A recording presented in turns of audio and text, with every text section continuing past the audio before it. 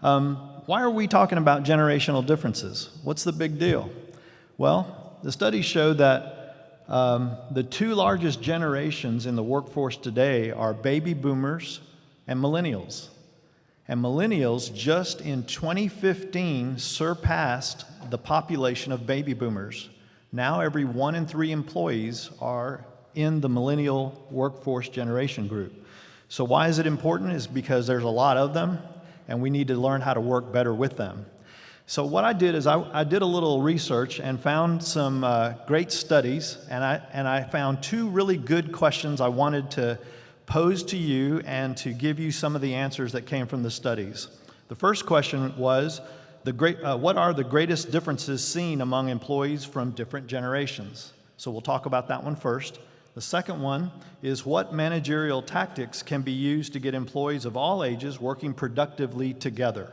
So now we can actually have some specific tools we could use to help improve our relationships with millennials through the workforce. So number one, what's the greatest differences seen among employees who are from different generations?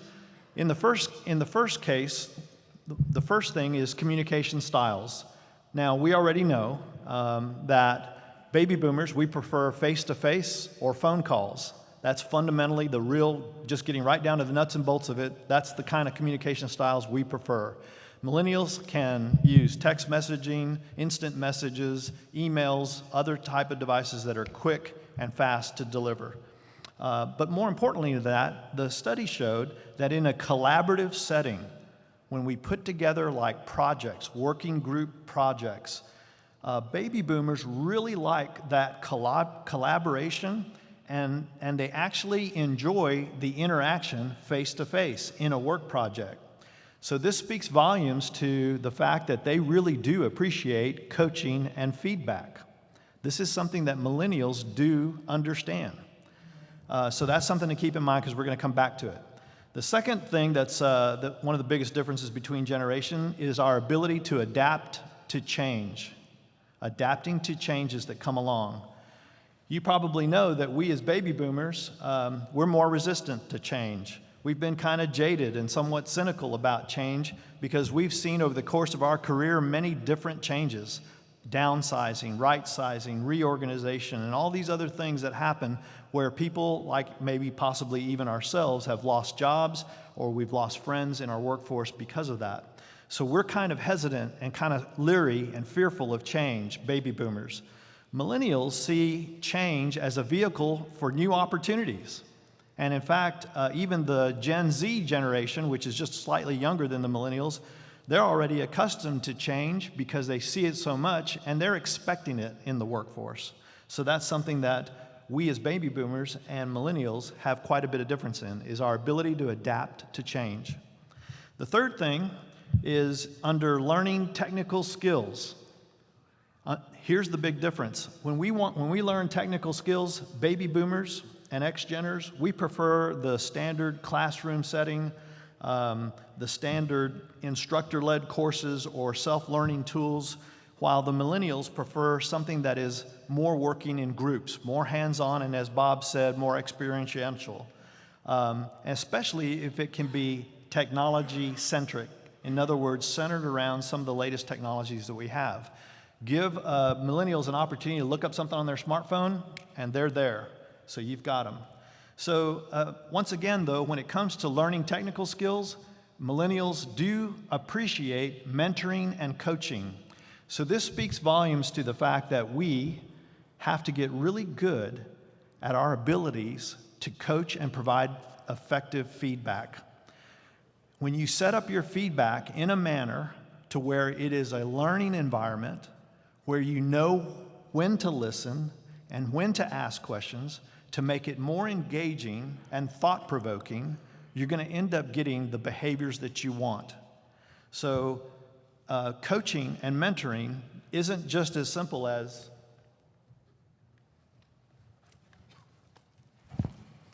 putting on your coaching cap. It actually takes some amount of skill. You're going to have to learn how to be a good mentor. That's one thing that we're going to have to think about moving forward. How do we mentor and effectively coach others? All right, let's look at the second question. What managerial tactics can we use to get employees of all ages working productively together? There were 4 things that were provided, and one of them is mix and match your project teams. Look for opportunities to complement different skill sets. Look for different perspectives, diverse perspectives that can promote innovation and more creativity. So when you're setting up project teams or you're setting up crews, look for diversity. Another thing is to let some of the newer professionals take the lead.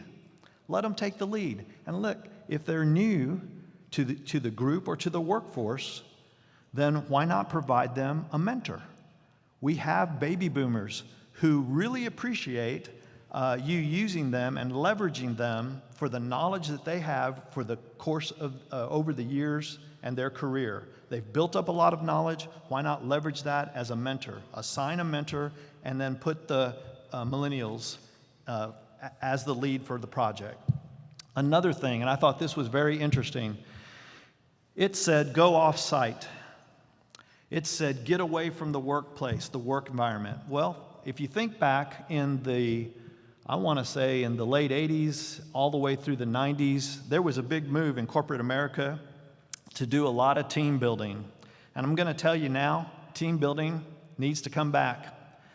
Pulling together our different generations in the workforce together to start learning more about how we work cohesively as a team is extremely important.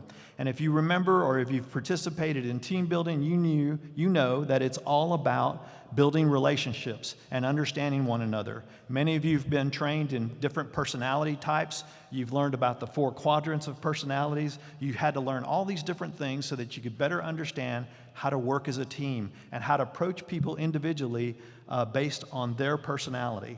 That still holds true today, and it's going to hold more true and more importantly moving forward with a large population of millennials.